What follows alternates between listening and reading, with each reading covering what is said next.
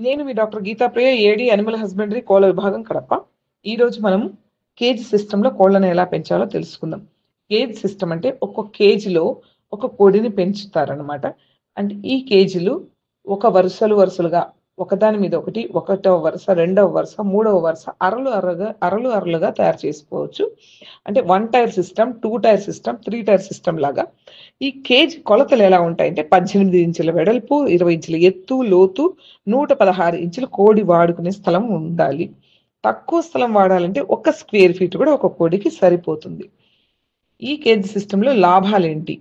స్థలం ఖర్చు తక్కువ, కూలీల ఖర్చు తక్కువ, వ్యర్థాల మార్గం వేరుగా ఉండడం వల్ల నీరు, ఆహారం కలుషితం అయ్యే ప్రసక్తి ఉండదు.